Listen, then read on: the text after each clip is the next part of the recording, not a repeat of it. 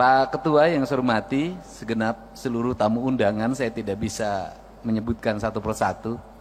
Yang pertama saya mohon maaf, ada kebahagiaan hari ini bagi warga Jabar karena Persib jadi juara.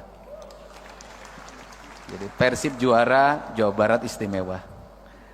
Sehingga ada euforia yang dilakukan oleh anak-anak, sehingga pada hari ini suaranya masuk ke ruangan ini biasanya hening. Yang kedua, Pak Wakil Dirjen Otonomi Daerah, ini kali pertama saya pidato di Gedung Sate, Pak. Karena sudah hampir 3 bulan saya belum pernah ngantor ke kantor ini. Kantor saya di tempat sampah, kantor saya di pinggir sungai, kantor saya di tepi danau, kantor saya di seluruh wilayah Jawa Barat ini. Yang ngantor di sini banyak menikmati Gedung Sate dengan para pegawainya yang cantik-cantik, banyakkan sekda dan wakil gubernur.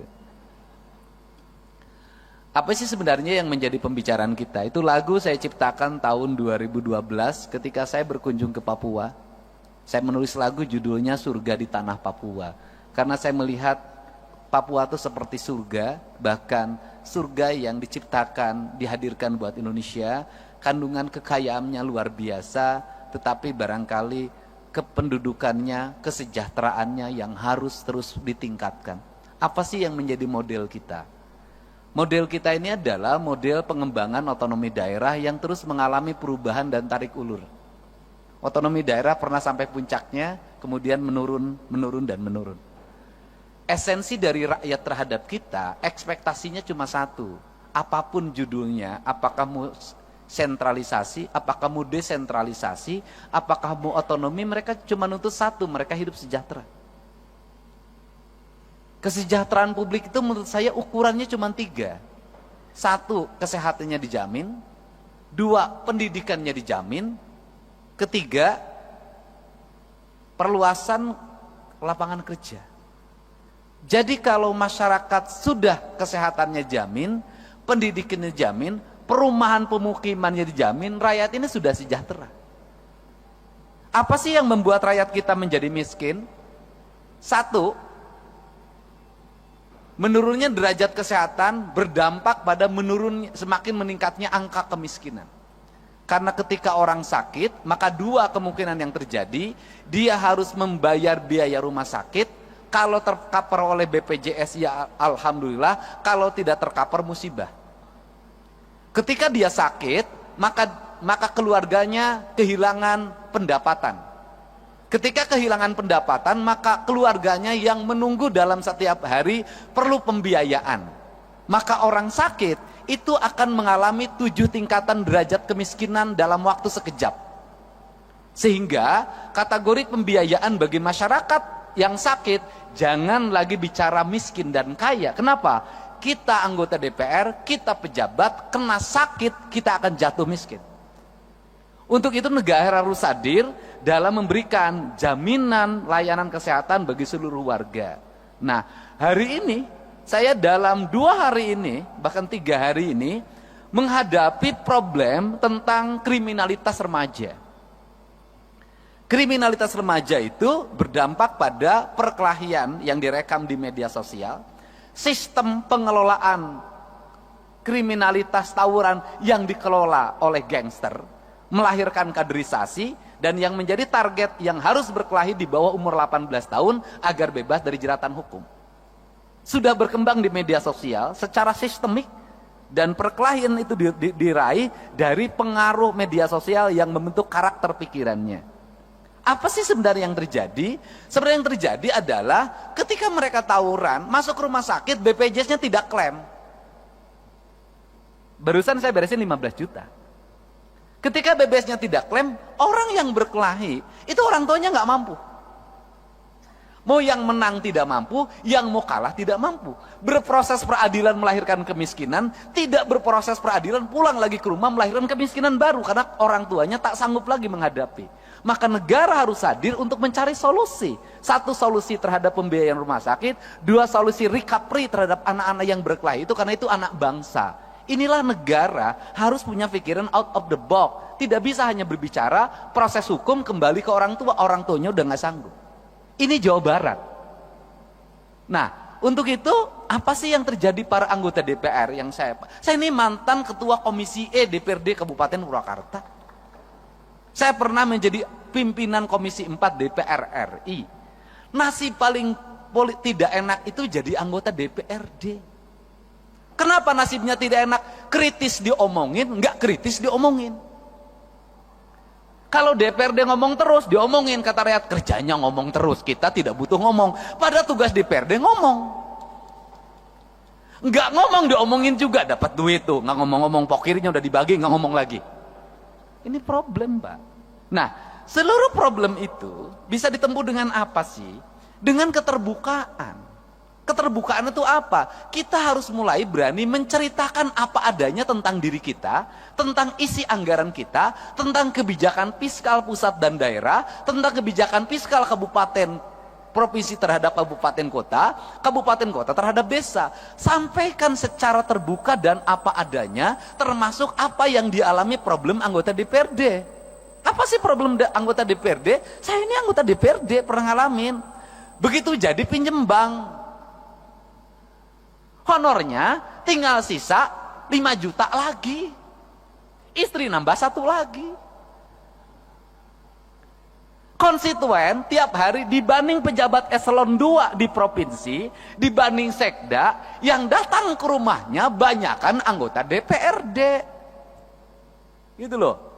Sekda dapat tunjangan 70 juta, nggak ada yang minta. Eselon 2 dapat tunjangan 50 juta, nggak ada yang minta. Anggota DPRD tunjangannya sudah habis dijaminkan ke Bank BJB, tinggal 5 juta, yang mintanya tiap hari. Harus kondangan, yang meninggal harus dilayat. Tiap hari, pergi ke kantor kaca harus dibuka. Kalau kaca ditutup, kelihatan tuh, sombong dia. Itu. Sedangkan fiskal terbatas. Nyari lagi lewat perjalanan dinas sekarang makin kecil. Kalau pergi perjalanan dinas, siapa yang paling banyak yang ngikutin? Yang berangkatnya 1, SBY-nya 10. Sehingga APBD-nya menjadi terserap untuk perjalanan dinas. Padahal nyerapnya anggota DPD sedikit, kebanyakan sekretariat dewan. Kan saya tahu yang begitu-begitu. Yang dituduh siapa? DPRD lagi. Nah, apa sih yang mesti dilakukan oleh kita? Ya, kita mulai ngomong terbuka pada rakyat. Terbukanya apa? Ini loh proporsi kita. Ini loh biaya politik yang kita lakukan. Kemudian apa sih yang kita harapkan? Saya dari dulu itu menyampaikan, saya ketika jadi bupati berkirim surat pada presiden. Berkirim suratnya adalah, saya bilang begini, kalau pemerintahan ingin efektif, kalau perda ingin cepat pembahasannya, kalau aspirasi publik setiap hari bisa diterima oleh anggota DPRD, saya berulang-ulang menyampaikan bahwa peningkatan kesejahteraan anggota DPRD, honorariumnya harus dilakukan lewat rapat-rapat DPRD. Kalau rapat komisi ada honornya, kalau rapat paripurna ada honornya, kalau rapat gabungan komisi ada honornya, kalau rapat badan anggaran ada honornya, kalau rapat badan musyawarah ada honornya, anggota DPRD nggak akan pergi kemana-mana, pasti ngumpul di kantornya. Seluruh kegiatan OPD, organisasi perangkat daerah, akan cepat dan anggota DPRD akan kritis. Kenapa? Dia akan kontrol alokasi anggaran pemerintah, dia akan kontrol pekerjaan, dia akan baca buku anggaran, dia akan baca realisasi anggaran dengan detail. Kenapa? Dengan membaca itu honorariumnya ada. Tapi kalau didapatnya pergi keluar, maka dia akan banyak keluar. Selama jadi anggota DPRD 5 tahun, masuk kantornya terhitung 20 hari. Bahkan ada saya ketika menjadi anggota Komisi 4, nggak pernah sekalipun orang itu masuk, tapi honor terima. Dan kemudian bikin aturan juga dong, yang rajin yang mendapat honorarium, yang nggak masuk nggak dapat. Bener, ini akan terjadi kinerja. Tapi kalau model pendekatannya keuangannya begini, sampai kapanpun kinerja tidak akan pernah optimal. Dan kita harus bicara ada apa adanya dan terbuka. Kenapa? Ya karena juga memang anggota DPRD malu juga terhadap berbagai hal. Tapi gimana rasa malu dikalahkan oleh rasa butuh? Kan ini yang harus terjadi. Nah, untuk itu mari kita bersama-sama untuk mengupayakan ini. Saya sebagai gubernur, Pak Sekda, bikinkan surat hari Senin. Saya akan berkirim surat lagi buat Pak Prabowo, buat Pak Presiden kita. Saya akan ceritakan ini. Untuk apa? Mendorong kinerja DPRD. Kinerja aparat kami akan terevaluasi dengan baik. Karena anggota DPRD-nya ada di kantor dalam setiap hari. Saya ngalamin dulu sebagai anggota badan anggaran. Sering bertengkar sama badan musyawarah. Bertengkarnya apa? Banyak-banyakin rapat. Kalau badan anggaran sebulan 12, badan musyawarah suka bikin 23. Saya bilang, kenapa kamu 23? Kalau badan anggaran kan 11 juga ada duitnya. Ngomongnya anggaran. Badan musyawarah jadwal doang. Kan begitu.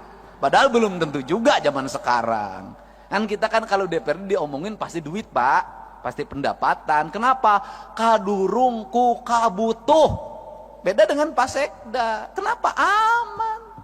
Birokrat itu kan dapat duit masuk ke rekening semua. ATM-nya dipegang istrinya. Iya kan? Nah, kalau anggota DPRD tiap bulan tinggal setruknya. Kan saya tahu. Itu loh. Makin ke sini, makin mepet, makin kecil. Nah, beda dengan DPR RI. Udah Bu, kalau DPR RI pernah ngalamin. Apalagi sekarang Bu, makin naik lagi. Padahal modal jadi anggota DPRD provinsi dan DPR RI itu sama. Saya tentu tahu yang gini-gini. Kan kita pengalaman, Pak. Ya kan, saya cuma nasibnya lebih bagus aja daripada bapak-bapak. Mudah-mudahan ke depan Bapak juga nasibnya bisa jadi gubernur lah di daerah masing-masing. Tapi jangan di Jawa Barat. Berat lawan saya. Nah untuk itu maka kita ingin harapan kita ke depan adalah ingin membangun keadilan fiskal. Keadilan fiskal itu gimana sih? Saya kemarin ketemu sama Gubernur Kalimantan Timur. Ini makan pemikiran, kan kita boleh dong punya pemikiran. Saya bilang, Gubernur Kaltim penduduknya berapa? 4 juta. Berarti kalau 4 juta, saya rata-rata satu rumahnya 4, saya bilang. Berarti rumahnya kan cuma 1 juta. Iya. Loh, kalau penduduk Kaltim 1 juta, rumahnya cuma 1 juta, kan sebenarnya bagi Kaltim ngasih 5 juta per rumah bisa. Karena 1 juta kali 5 juta, 5 triliun, Pak. Artinya masyarakat Kaltim untuk sejahtera itu sangat bisa. Beda dengan Jabar. Untuk Papua lebih bisa lagi. Untuk daerah yang memiliki pendapatan daerahnya tinggi dan hasil alamnya besar, sebenarnya sangat ini mungkin terjadi. Nah, apa sih yang terjadi hari ini adalah pola pengelolaan keuangan yang tersentral. Nah, problemnya di mana? Ini saya ngomong Jakarta. Jakarta ini, Pak, penduduknya di bawah 10 juta. APBD-nya 90 triliun. Kalau di Jakarta itu dari 10 juta ada 2 juta kepala keluarga, itu orang Jakarta bisa digaji per kepala keluarga 10 juta. Kenapa? Karena 10 juta dikali 2 juta hanya 20 triliun. Kalau saya gubernurnya bagi. Beda, kalau Jabar 50 juta. Nah, untuk itu, apa sih yang mesti kita lakukan hari ini? Mari kita bersama-sama melakukan telaah terhadap ini semua untuk kepentingan bangsa. Agar apa? Agar ke depan bangsa kita terus mengalami peningkatan sumber daya manusia. Artinya bahwa sumber daya pendidikannya meningkat, sumber daya ekonominya meningkat, kesejahteraan meningkat. Maka saya selalu berfokus pada keadilan fiskal. Keadilan fiskal saya selalu berfokus pada ketika jadi pemimpin, itu saya selalu punya angan-angan dan punya harapan. Bagaimana punya angan harapan itu adalah pembangunan harus diselesaikan dalam waktu cepat. Setelah itu berarah pada investasi. Gak bisa pembangunan gini-gini terus. Yang tahun ini menjadi proyek tahun ini, yang tahun ini menjadi proyek tahun ini, yang tahun ini menjadi proyek tahun ini. 5 tahun proyek birokrasi itu juga, negara gak akan maju sampai kapanpun. Tetapi yang harus dilakukan adalah apa yang kita selesaikan dalam waktu 1 tahun, apa yang waktu 2 tahun, apa yang waktu 3 tahun, apa yang waktu 4 tahun, apa yang waktu 5 tahun. Ini semuanya tidak boleh berulang. Pekerjaan kemarin harus tidak boleh dikerjakan hari ini lagi. Kenapa? Pembangunnya ke depan. Tujuannya untuk apa? Agar fiskal yang tahun kemarin itu tidak digunakan untuk tahun ini. Dan negara sudah mulai berpikir untuk membangun kemandirian. Saya itu sudah punya rumusan, mudah-mudahan ini bisa dilakukan di Jawa Barat, adalah misalnya begini, desa itu berapa sih penduduknya di desa itu? Di desa itu ada potensi apa? Anggaran pembangunan desa itu harus segera dibikin skala prioritas, ditambah plus kabupaten, ditambah subsidi dari pemerintah provinsi, ditambah pusat fokusnya di desa. Kalau di desa itu ada 7 RW, dibagi saja sebenarnya. RW ini bagian desa, RW ini bagian kabupaten, RW ini bagian provinsi, RW ini bagian pusat. Jadi membangun desa paripurna itu bisa selesai dalam waktu 2 tahun. Tahun ketiganya itu anggaran sudah mulai diarahkan, bukan untuk itu lagi, untuk kesejahteraan publiknya, jaminan kesehatannya, jaminan pendidikannya, jaminan hari tuanya. Tahun berikutnya harus lagi mengarah pada investasi, di mana uang itu tidak digunakan lagi untuk pembangunan infrastruktur lagi karena udah selesai, digunakan untuk investasi. Investasinya dikelola oleh perbankan daerah, di mana uangnya berputar, dipinjamkan pada lingkungan daerahnya, dan untungnya diperoleh lagi. Ini kan model koperasi zaman dulu sebenarnya, cuman dikelola secara modern. Nah, kemudian uang itu berputar, maka dalam jangka panjang daerah tersebut akan memiliki kecukupan fiskal. Kemudian pembangunannya selesai. Terjadi pada negara mana? Pada Tiongkok. Tiongkok itu pembangunannya dilakukan secara terstruktur, terencana, dilakukan oleh negara dengan waktu cepat, kemudian negara memiliki kecukupan fiskal, kemudian Tiongkok berkembang investasinya, setelah berkembang investasinya, kebutuhan pembangunan di daerahnya dianggap sudah cukup, kemudian mereka punya fiskal yang cukup, mereka harus bergeser ke tempat lain untuk menggeser sumber daya manusianya, sumber daya ekonominya, diputarkan di negara lain, rakyatnya ikut kerja. Tetapi setelah proyeknya berjalan, mereka balik lagi dapat duit lagi 2-3 keuntungan. Dia pakai bahan baku dia punya dia pakai sumber daya punya dia, dan fiskal punya dia. Rakyatnya kerja, barangnya dijual, setelah itu dia dapat keuntungan lagi, balik lagi ke negaranya. Kita mulai berpikir desa-desa dan kabupaten ke situ. Dan ini harus kembali bahan diskusi. Kenapa? Karena kita punya tugas. Kita ini hari ini adalah pahlawan untuk anak cucu kita ke depan. Tinggal pertanyaannya adalah, apakah anak cucu kita ke depan akan menganggap kita pahlawan atau pengkhianat? 45 dianggap pahlawan. Mungkin 66 masih dianggap pahlawan. 71 mungkin dianggap pahlawan. Pertanyaannya lah, kalau mimpi tentang keadilan tidak segera terwujud di tengah-tengah masyarakat, maka dimungkinkan 30 tahun ke depan Agustusan nggak bikin lagi doa buat kita. Kenapa? Mereka tidak punya catatan reputasi kita dalam membangun keadilan di negeri ini. Nah, inilah kerangka pikir dan kerangka pijak yang harus dibangun oleh kita secara bersama-sama, tanpa kita membicarakan berasal dari partai mana. Karena kita sama-sama berkomitmen membangun negara ini dengan baik, membangun keadilan sosial secara paripurna. Dan keadilan sosial hanya bisa diwujudkan dengan pendekatan fiskal. Nah, yang terakhir, Jakarta ini duitnya banyak. Benar. Tapi Jakarta duitnya banyak, itu duit dari daerah-daerah. Karena perusahaan di Kalimantan Timur, perusahaan di Sumatera Barat, perusahaan di Kalimantan Selatan, perusahaan di berbagai, termasuk di perusahaan di Jabar, itu kantor pusatnya di Jakarta. Bayar PPh-nya itu NPWP-nya Jakarta. Sehingga dapat bagi hasilnya Jakarta lebih gede. Pak, sebenarnya yang kebagian baunya kami, Pak. Yang kebagian demonstrasinya kami, Pak. Tapi yang menikmati dana bagi hasilnya Bapak, Pak. Untuk itu kesini kan sekarang sebagian, Pak. Ya, teman-teman itu loh.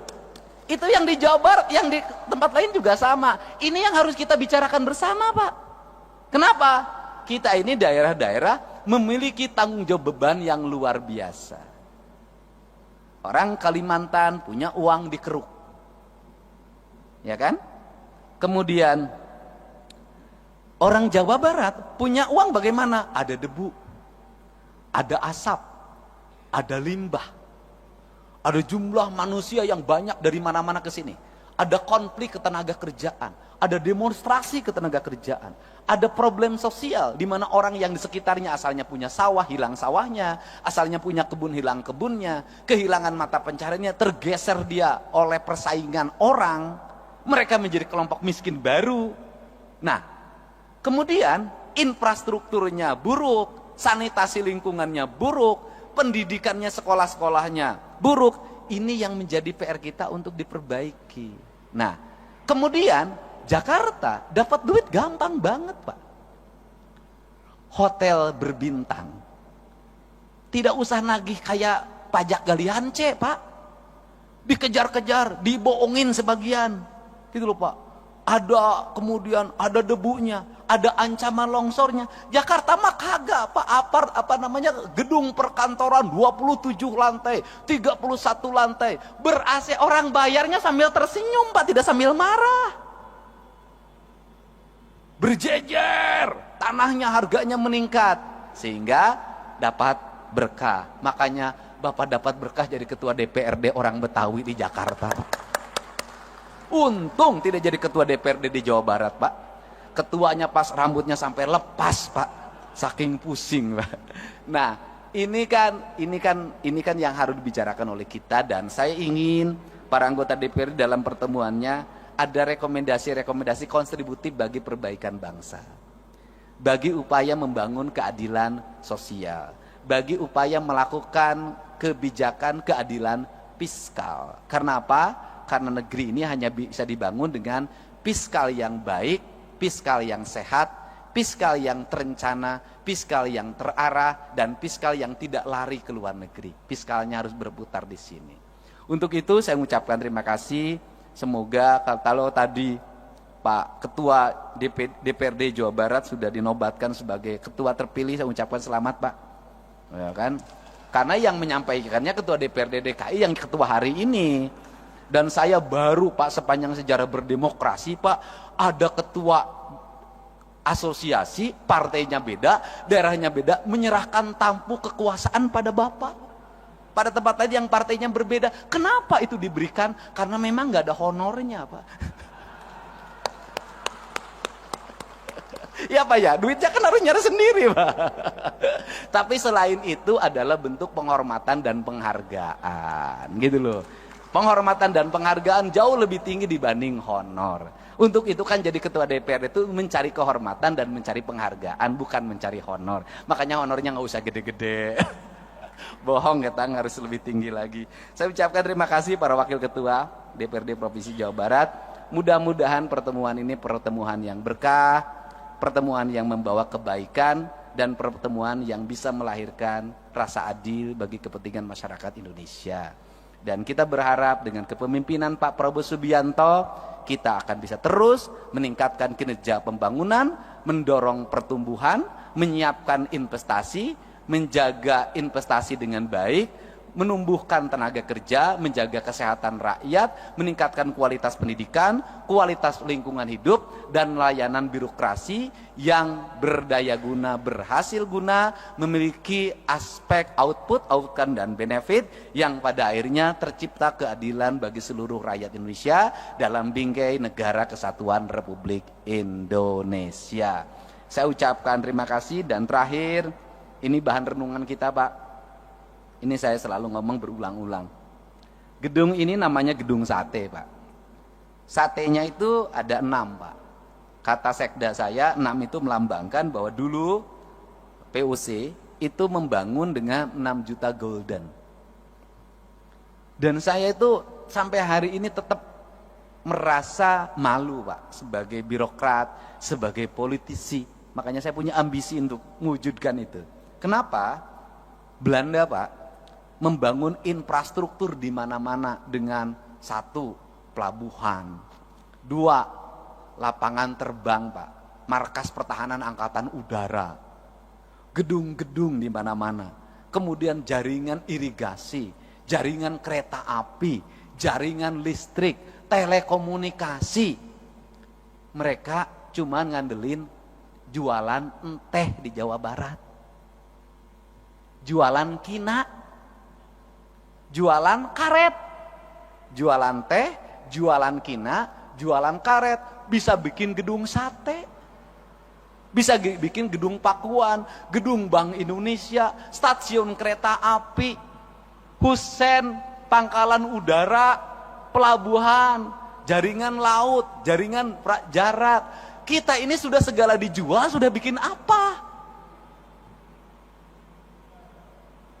Nah ini kenapa saya sangat ketat sama fiskal, itu. Kita ini sudah segala dijual, kita ini sudah bikin apa? Ini renungan kemerdekaan kita. Belanda yang katanya penjajah hanya ngelola kebun teh, kebun karet kalau di Jawa Barat, sama kebun kina, bisa bikin bangunan di Jawa Barat seperti ini. Kita sudah bikin berapa pangkalan udara, kita sudah bikin berapa pelabuhan, berapa stasiun kereta api, berapa rel kereta api baru. Yang ada pun rel kereta apinya sekarang hilang dengan papan-papan dan besi-besinya. Nah, mudah-mudahan ini bahan evaluasi kita. Kita sudah, kata orang Sunda, kita sudah tunggul di larung, catang di rumpak. Sudah segala diangkat, pasir diangkat, batu diangkat, laut udah segala rupa. Kok kita nggak kaya-kaya? Kenapa sih?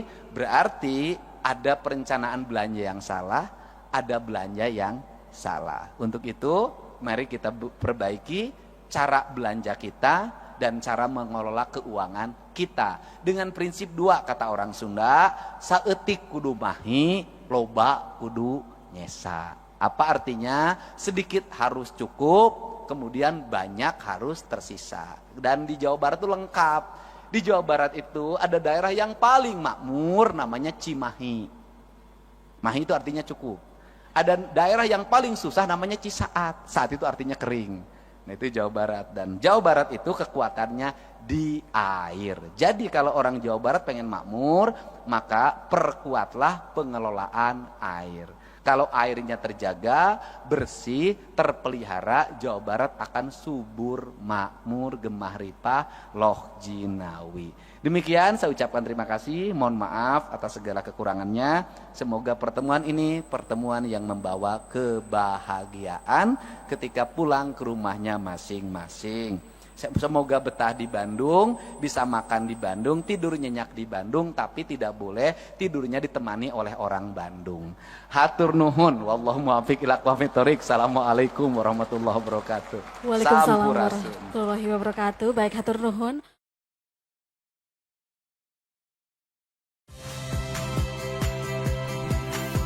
Saya Radi Saputro. Saksikan program-program Kompas TV melalui siaran digital, pay TV dan media streaming lainnya. Kompas TV, independen, terpercaya.